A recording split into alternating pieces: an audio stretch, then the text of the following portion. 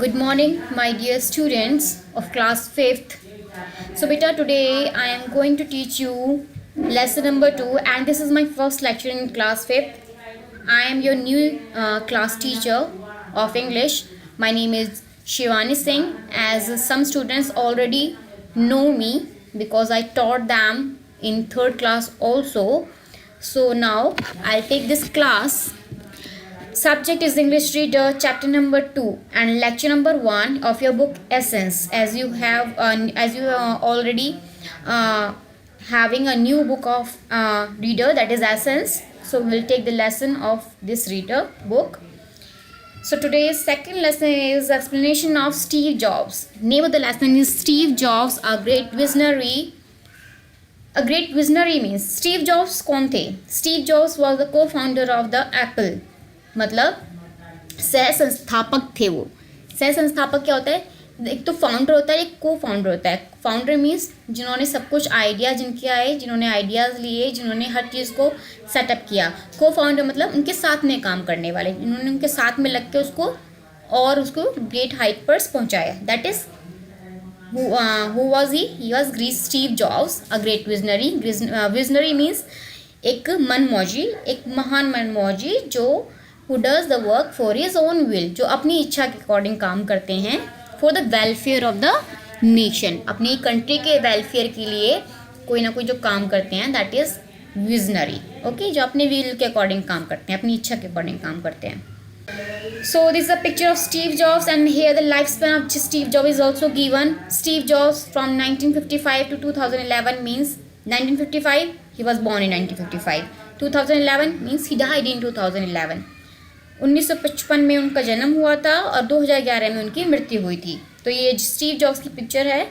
You can see here and you can Google also and you can find many more pictures there. And the lesson starts from here. Steve Jobs, a great visionary. Before we start this lesson, first of all, look at this picture that had been mentioned in your book.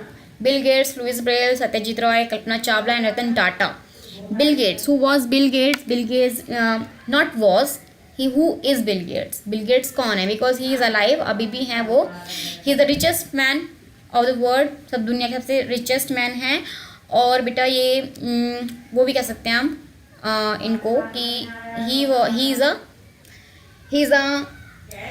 को founder of Microsoft corporation. Developer भी हैं, software developer भी हैं, investor भी हैं ये, और American businessman भी हैं, बिजनेस मैग्नेट भी हैं ये. लुइस ब्रेल क्या थे? लुइस ब्रेल कौन थे?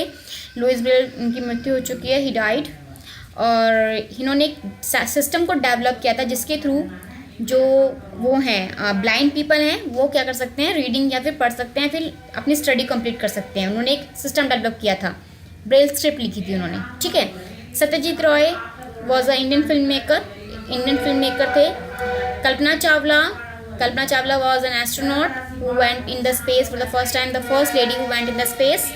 रतन Tata was a he is a Indian businessman. ये भी अलाइव है बेटा, ये भी जीवित है अभी. ही is a Indian businessman. Industrialist बोल सकते हो आप इनको. ठीक है. जो इंडस्ट्री सेटअप करते हैं अपनी, कोई चीज़ें वो वहाँ पे मैन्युफैक्चर करते हैं, बनाते हैं. So the new words first of all will take, that is these new words that have been highlighted in your English real book in red ink. Red ink में हाईलाइटेड हैं, वो आप देख सकते हो वहाँ पर बॉटम में. रूडिमेंट्री बेटा, रूडिमेंट्री रूडिमेंट्री मतलब मौलिक और basic. In English it is basic मतलब जो चीज़ें हमें, जैसे if you want to learn how to speak in English, for this you need to know basic rules. आपको बेसिक रूल, जैसे कि आपको first of all you should know about the alphabet, you should know about the vocabulary, about the words. Okay, कोई भी आप चीज़ सीखते हो उसके पहले आपको बेसिक से स्टार्ट करना पड़ता है. ठीक है. तो दैट इज़ मौलिक. प्रैंकस्टर मीन्स शरारती who place joke on others, जो दूसरों के ऊपर जोक मारते हैं, दैट इज़ प्रैंकस्टर, शरारती. ब्राइब इज घूस लेना या देना. In order to means if you want to get the work done, then in order to get it done you need to give और टेक मनी. पैसे का लेन देन करना, पैसा देना और लेना, घूस, जिसे घूस बोलते हैं. जिससे मुझे अपने भाई से कोई काम करवाना हो तो उसको मुझे पहले क्या देनी पड़ेगी, रिश्वत देनी पड़ेगी, तब जाके वो भर जाके काम करेगा. ऐसे ही होते हैं ना मोस्टली. एंटरप्रेन्योर वेंचर मीन्स उद्यमीय प्रयास, मतलब कि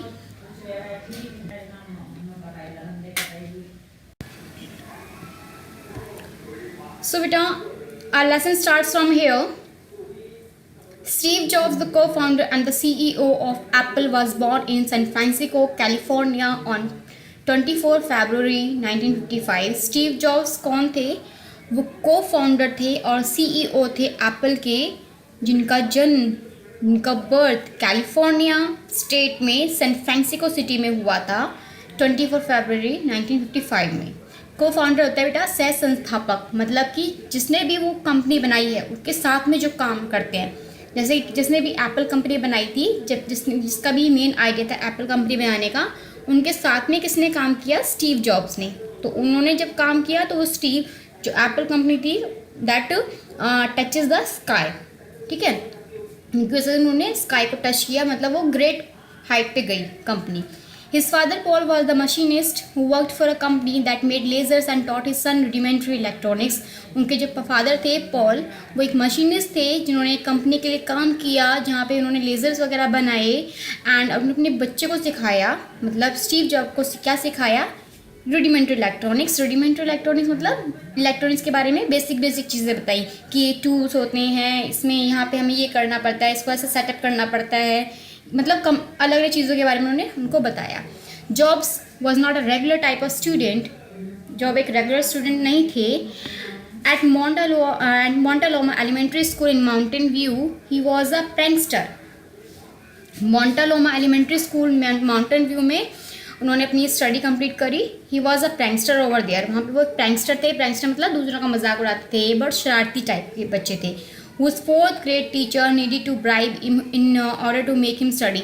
जिनकी फोर्थ क्लास की टीचर क्या करती थी? उनसे घूस लेती थी। किस लिए? उनको पढ़ाने के लिए। पढ़ाने के लिए भी घूस लेती थी, पैसे लेती थी उनसे। He proved to be so bright that administrators wanted to push him ahead to high school, but his parents didn't agree.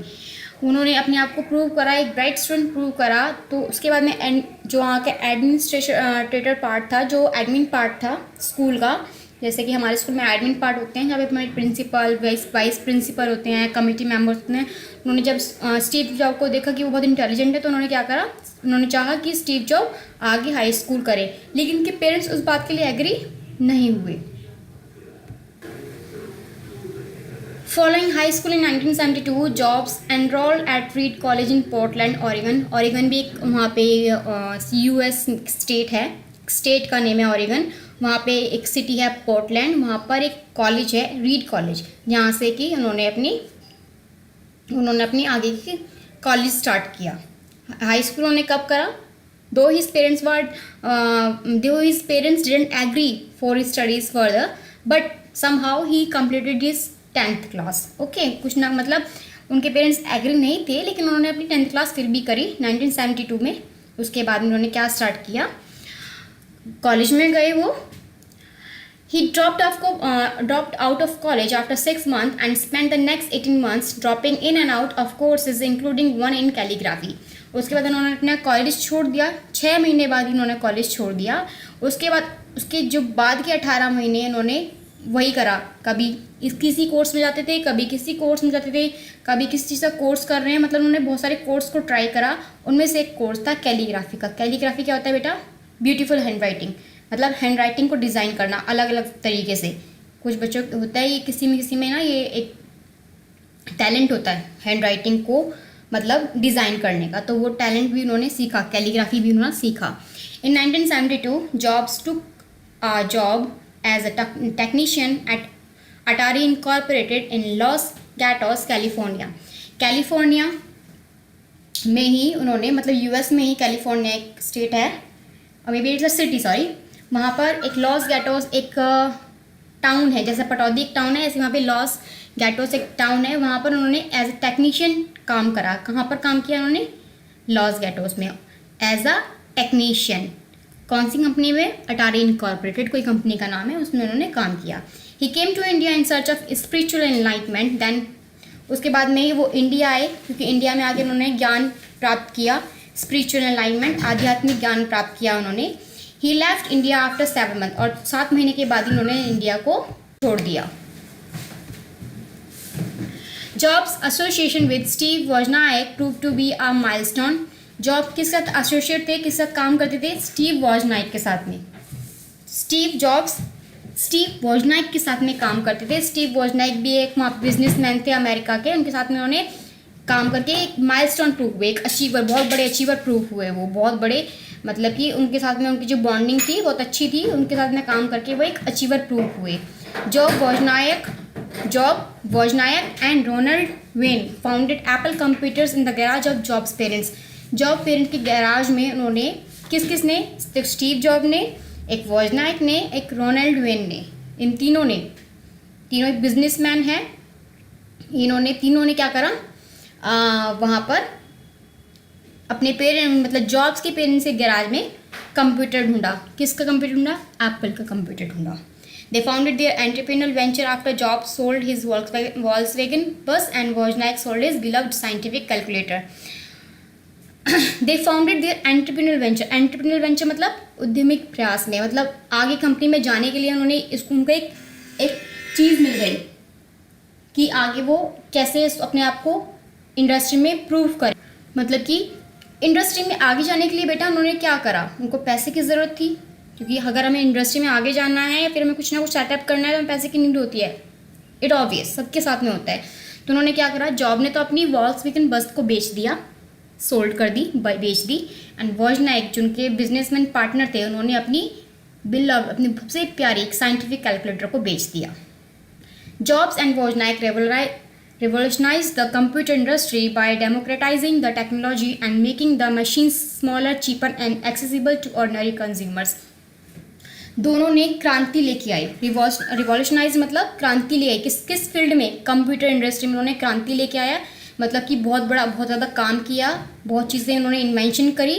Bye डेमोक्रेटाइजिंग the technology, किसका डेमोक्रेटाइजिंग मतलब लोकतांत्रिक वे में, मतलब कि हर चीज़ मतलब छोटी छोटी चीज़ें भी सब लोगों के लिए अवेलेबल करके उन्होंने क्रांति लेके आए उस इंडस्ट्री में।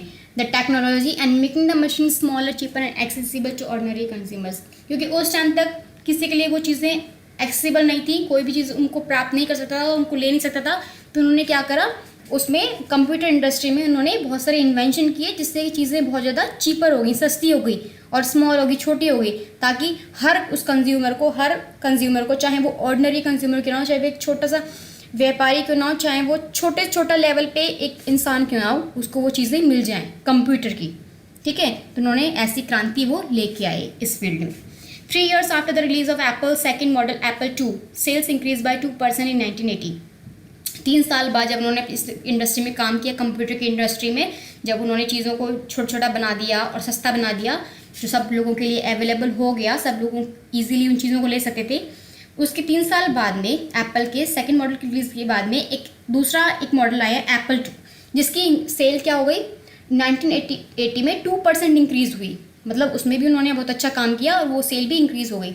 मतलब एक दूसरी कंपनी लेके आए वो Apple second model Apple II। ठीक है, इसमें भी उन्होंने बहुत ज़्यादा कमाई करी और जिसकी सेल इंक्रीज़ हुई 2%। Following a strict competition with IBM resulting in a drop in sales, Steve had to resign as Apple's CEO in 1985. अब जो वो था कंपटीशन, आपको पता है हर फील्ड में बहुत ज़्यादा है, तो वहाँ पे जब कंपटीशन इतना ज़्यादा हो गया, फॉलोइंग अ स्ट्रिक्ट कंपटीशन मतलब कि वो स्ट्रिक्ट कंपटीशन को फॉलो कर रहे थे। वहाँ पे स्ट्रिक्ट कंपटीशन था IBM के साथ में उनका। IBM वहाँ पे क्या कहते हैं, अमेरिकन कंपनी है IBM। अगर आप इसके बारे में सर्च करोगे नेट पर तो आपको मिल जाएगा, इंटरनेशनल बिजनेस मशीन्स इसकी फुल फॉर्म है। तो उसके साथ में ये अमेरिकन कंपनी है। तो जब वो कंपनी भी कंपटीशन में थी और स्टीव की कंपनी भी कंपटीशन में थी, तो उस टाइम पे क्या हुआ, IBM ने ज़्यादा प्रॉफिट किया और स्टीव की कंपनी थोड़ी पीछे रह गई। तो स्टीव क्या करना पड़ा, रिज़ाइन करना पड़ा। एप्पल के CEO की पोजीशन से उन्होंने रिज़ाइन कर दिया 1985 में, to begin a new hardware and software company. क्या करने के लिए, एक नई कंपनी स्टार्ट करने के लिए। और उस कंपनी का नाम क्या था, जो हार्डवेयर और सॉफ्टवेयर कंपनी थी, कॉल्ड नेक्स्ट एप्पल इनकॉर्पोरेटेड। एक न्यू कंपनी उन्होंने डिज़ाइन करी, बनाई, सेटअप करी, NeXT Apple incorporated eventually brought the machines in 1997। इसमें उन्होंने ये कंपनी को खरीद लिया। That same year Jobs return to his post as Apple CEO, और उसी साल उन्होंने जॉब ने अपनी दोबारा उसी पोस्ट को ले लिया, एप्पल के सीईओ की पोस्ट को उन्होंने दोबारा ले लिया, क्योंकि अब वो दोबारा कंपटीशन में आ गए थे। उन्होंने अपनी हार्डवेयर और सॉफ्टवेयर की दोबारा एक कंपनी को सेटअप कर लिया था, उसकी वजह से वो दोबारा कंपटीशन में आ गए और फिर उनको अपनी जॉब वापस मिल गई। ठीक है। Apple introduce many revolutionary product as a MacBook Pro, MacBook Air, iPod and iPhone, all of which have dictated the evolution of modern technology. मतलब एप्पल ने फिर क्या इंट्रोड्यूस किया, मतलब कि पीपल में क्या इंट्रोड्यूस किया, एक रिवॉल्यूशनरी प्रोडक्ट्स, मतलब कि क्रांति लाने वाले प्रोडक्ट। कौन कौन से थे वो? मैकबुक प्रो, आप देखोगे एप्पल्स के जो प्रोडक्ट होते हैं वो ऐसे होते हैं, MacBook Pro, MacBook Air, iPod, iPhone, ये सब एप्पल्स के हैं। तो इससे उन्होंने ये चीज़ें वो लेके आए और जिसके थ्रू एक मॉडर्न टेक्नोलॉजी में इवोल्यूशन हुआ, मतलब कि वो चीज़ें और आगे बढ़ी। ठीक है। Mac Pro, MacBook Air, iPod और आईफोन के through. After a long battle with cancer, Steve Jobs died on October 5, 2011। Long मतलब उनको फिर बाद में पता लगा कि उनको कैंसर है। कैंसर से लड़ने के बाद में स्टीव जॉब की डेथ हो गई 2011 में 5 अक्टूबर को। He was 56 at the time of his death. जब उनकी डेथ हुई वो 56 साल के थे सिर्फ। Jobs was a demanding perfectionist, always aspired to position his products at the forefront of IT industry by setting trends in innovation and style। दोबारा सुनो। Jobs was a demanding perfectionist, always aspire to product, मतलब वो demanding perfectionist थे वो, जो हमेशा क्या चाहते थे, डिमांडिंग, मतलब कि वो हमेशा उनकी डिमांड हमेशा ऊपर रहती थी और वो इतनी हर अपनी डिमांड में इतना ज़्यादा परफेक्शन लाते थे कि वो ये चाहते थे कि वो हर चीज़ को, हर प्रोडक्ट को वो अपनी IT इंडस्ट्री में लाना चाहते थे और उसको आगे रखना चाहते थे। मतलब वो नई नई चीज़ें लेके आते थे और इन चीज़ों को आगे रखते थे bye setting trends, innovation and style.